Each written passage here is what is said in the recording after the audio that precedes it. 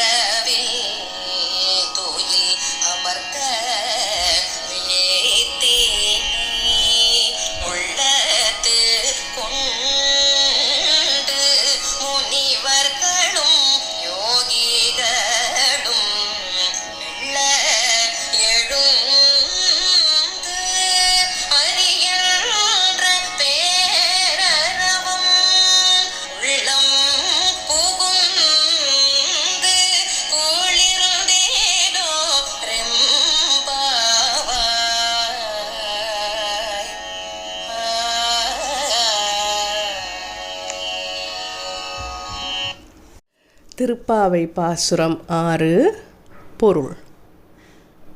அன்பு தோழியே, நீ உடனே எழுந்திரு.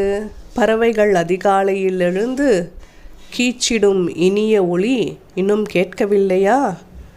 கருடனை வாகனமாக கொண்ட எம்பிரானின் கோயிலில் வெள்ளை நிற சங்குகள் எழுப்பும் முழக்கம் காதில் விழவில்லையா?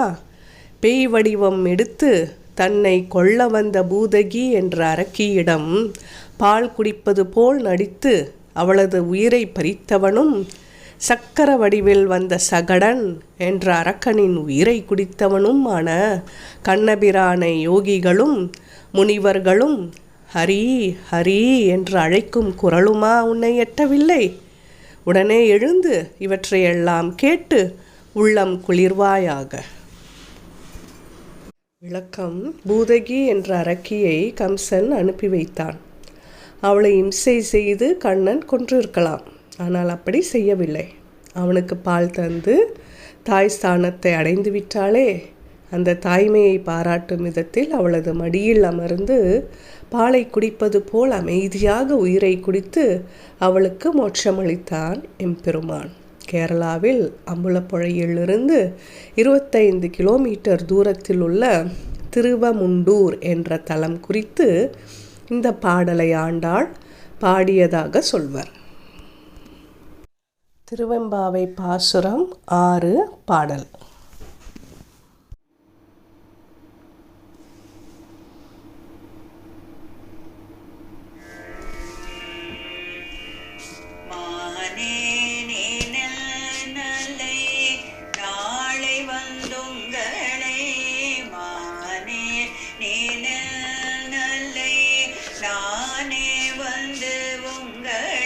நானே எழுப்புவன்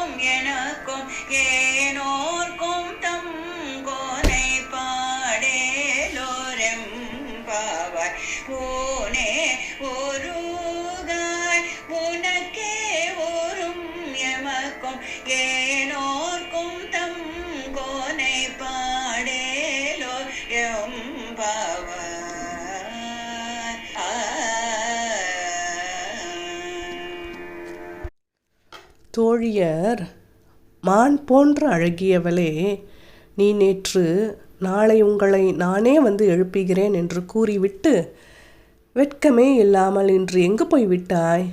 இன்னுமா பொழுது புலரவில்லை?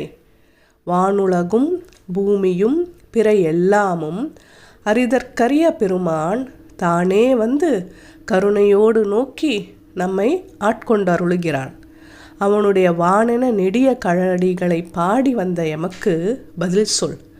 உடல் உருக தொழாது இருக்கின்றாய். இது உனக்கு தான் பொருந்தும். எங்களுக்கும் ஏனைய எல்லாருக்கும் ஒரு தலைவனான சிவபெருமானை பாடு. நின்னலை என்றால் நேற்று, தலையளித்து என்றால் கருணை கூற நோக்குதல். ஊன்